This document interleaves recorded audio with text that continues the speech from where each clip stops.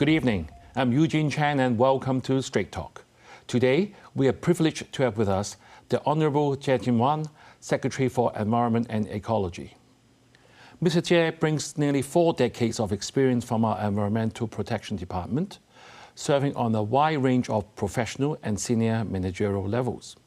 He became a Deputy Director of Environmental Protection Department in 2013, and then Under-Secretary for the Environment in 2017, during which time he helped spearhead the formulation of policies on air quality, waste management, climate action and conservation. He has been Secretary for Environment and Ecology under the current administration for 18 months, and we are going to ask him to help us all understand the soon-to-be-introduced waste disposal, so-called charging for municipal solid waste. Welcome, Secretary Tse. Hello, nice to see you. Thank you for coming, Secretary. As you know, as the title of the show goes, why are we talking about rubbish on Straight Talk? You know, in a city like Hong Kong, where space is limited, and we have a very high population density, the management of waste is not just a logistical challenge, but a critical environmental concern. I'm sure that's the reason why we're doing all this environmental protection. And can we start off with telling our viewers, why do we need a new scheme? Well, first of all, I have to say that the government introduces the waste charging scheme is not for collection of money from the community. Actually, it's a scheme to help promote the development of a green living culture in Hong Kong, so that we can promote a reduction of waste as well as to promote recycling of the resources in the city. And waste charging has been implemented in many cities all over the world. I think the first cities introduced that almost half a century ago. Even in Asia, cities like Seoul in Korea has introduced that waste charging for over 20 years and for make tremendous improvement in waste reduction and the promotion of recycling. We believe for Hong Kong, we should do the same, so as to develop our own green living culture and waste reduction and recycling culture also. Right, Secretary. I just want to ask you, when we do create waste, like when you go to buy something, you come up with a bag, someone gives you a present, you unwrap it, there's also paper waste as well.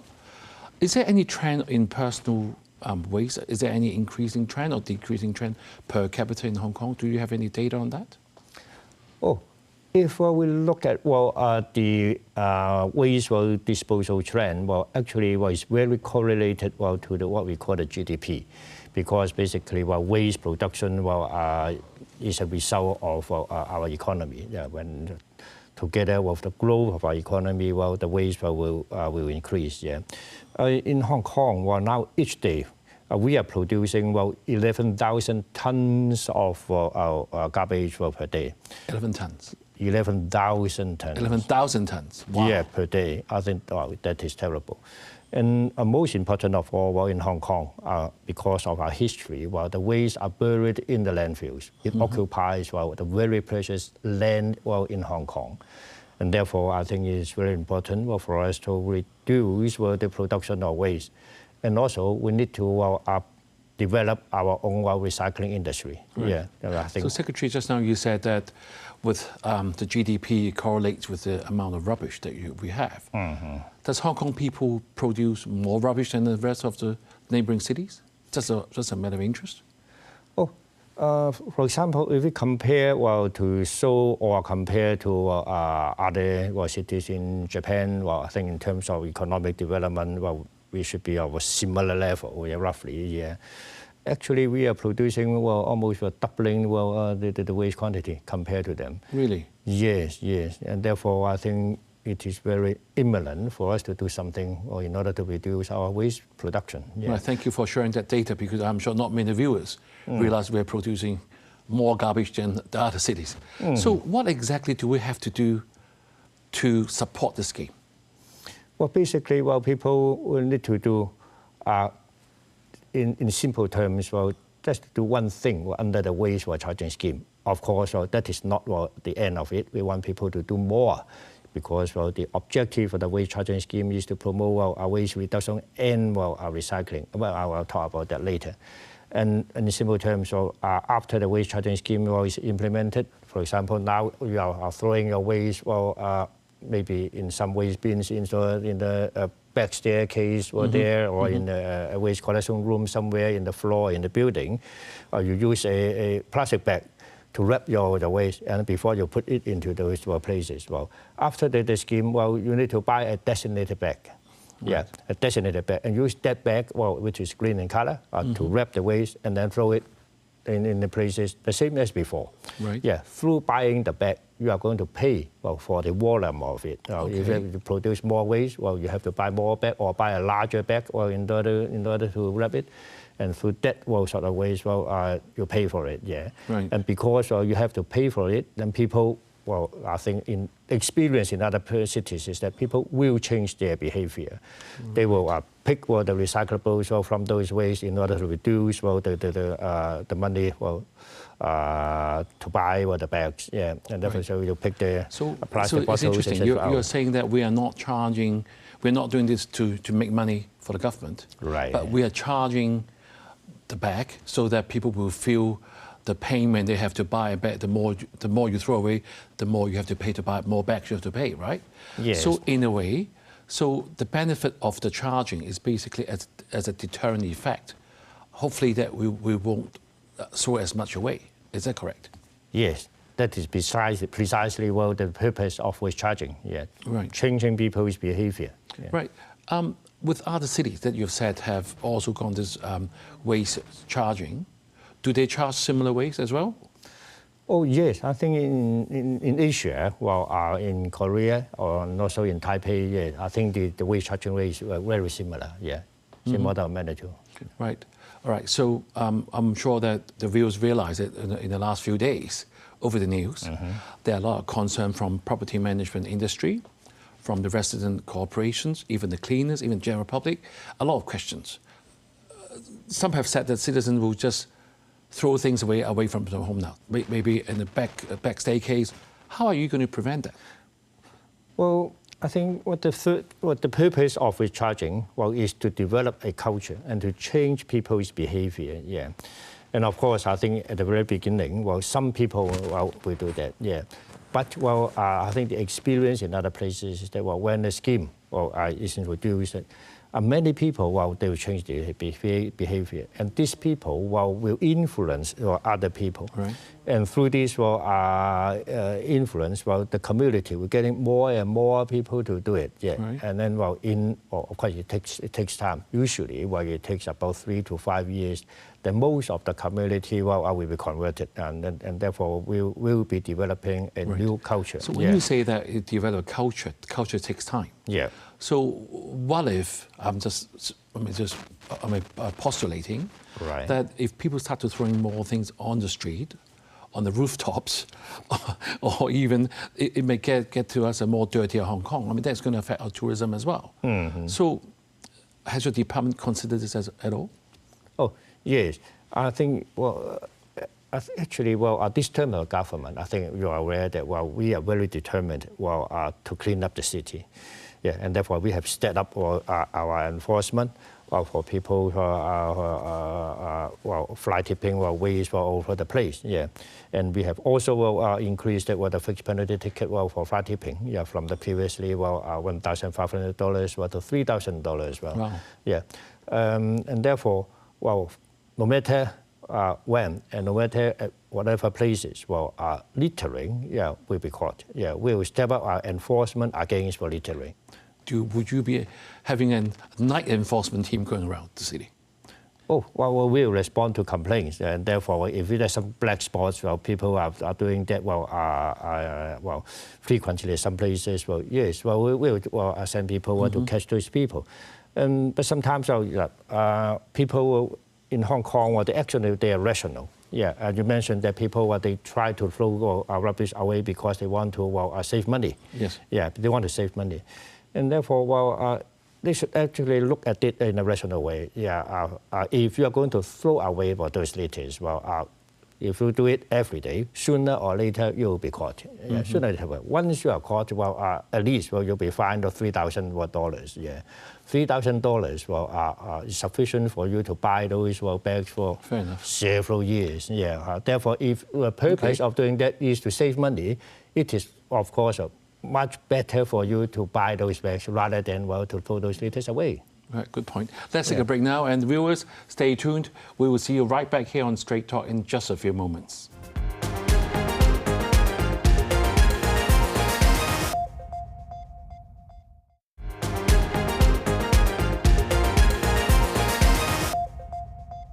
Thank you for staying with us.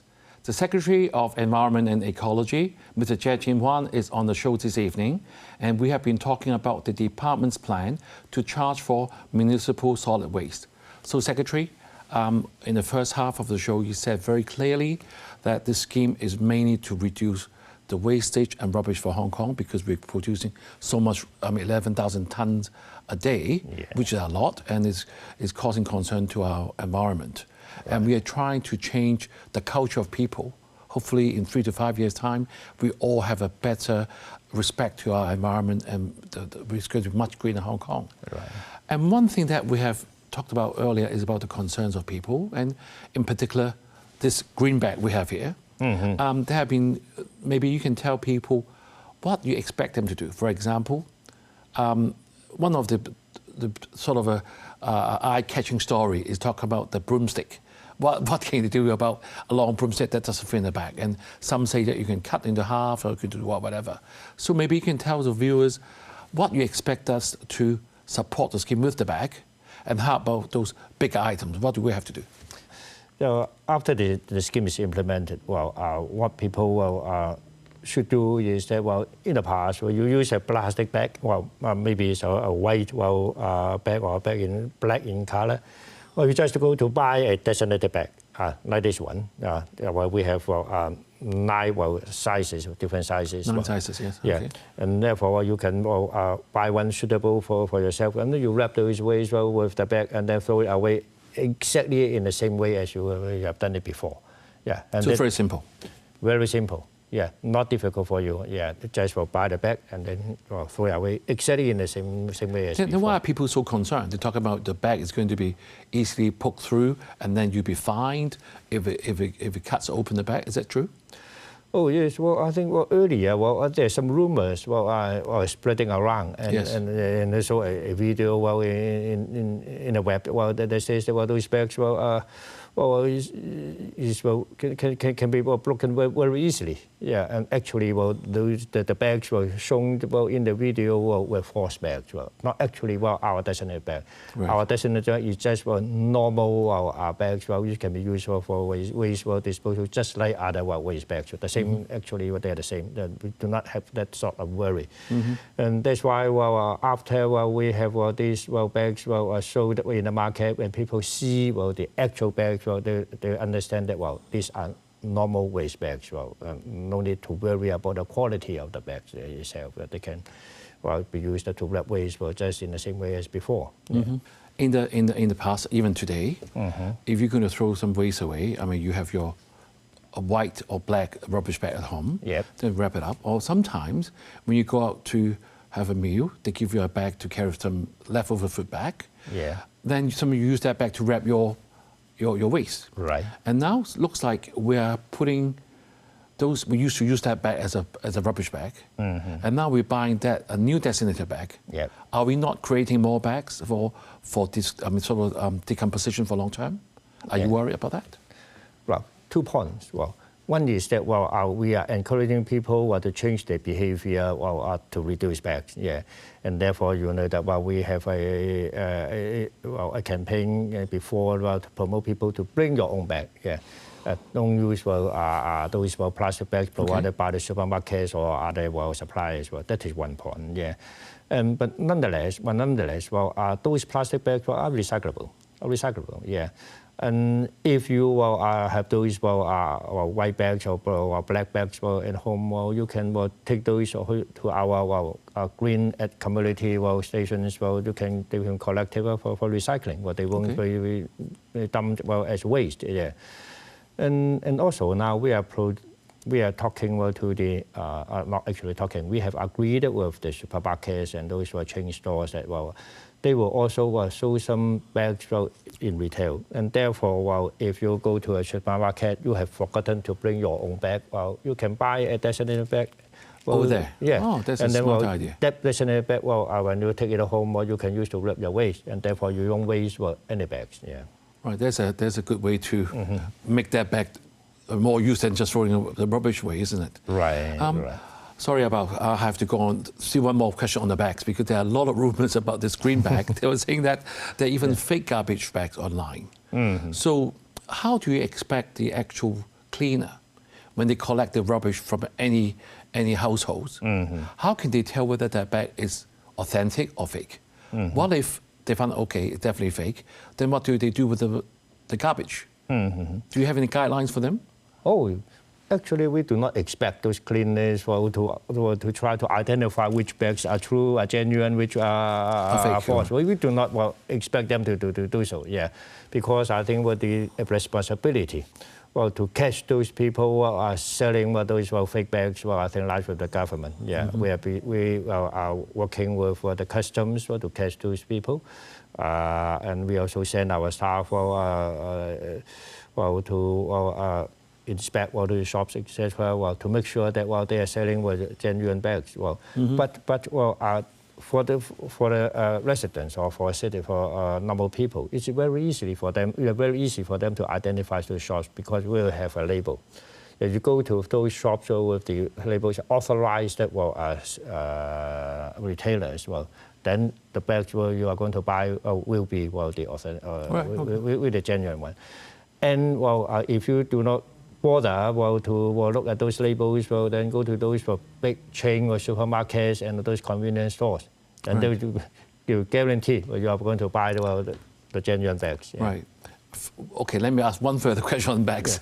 Yeah. There are some aged homes and elderly.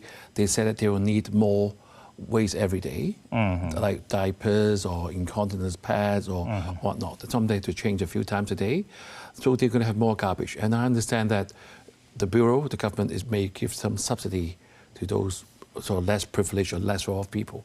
So in a way, while this is a scheme they are not charging for charging, would it end up that the so-called, those who follow the rules are subsidizing the rest of the community on the charges? Would you agree to that?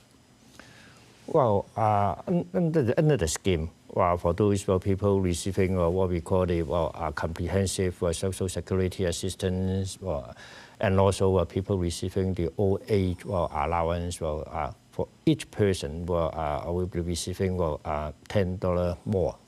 And therefore, we know that for those people in need, they need some assistance. And therefore, say for a family of 3 members are receiving CSSA, they'll be receiving about $30. And if there are 4 people, they're getting $40. Yeah.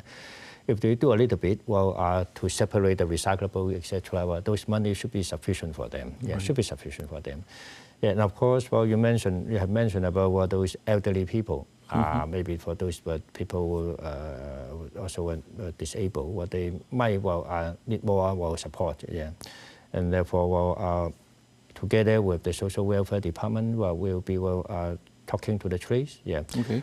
First, we'll try to arrange some practice to see to teach them how to work under the scheme, and then to identify where there's any problems or in which way the government can help and also provide some support. Of course, we do not want to create unnecessary problems to them. Yeah. But if they practice waste reduction and also recycling, it should also help a bit. Yeah. Right. Let me ask you a direct question. While the government should pay subsidies to those people on CSSA grant or people with needs, and also it's charging the community for buying a bags and whatever. Yep. Is this the right time to implement the scheme where our economy is under severe challenge? I mean, everybody understands a lot of businesses are not doing well, shops are closed, and I'm sure we're all waiting for the budget, see what's going to happen to the budget. Are you concerned? Launching right now at this time, is it appropriate time? Yes, I think, that is one reason why I will allow more time for people to understand it, allow more time for us to demonstrate to people how it will be done, so that people will see that it can be implemented in a relatively simple manner. It's not too disturbing to people. Yeah.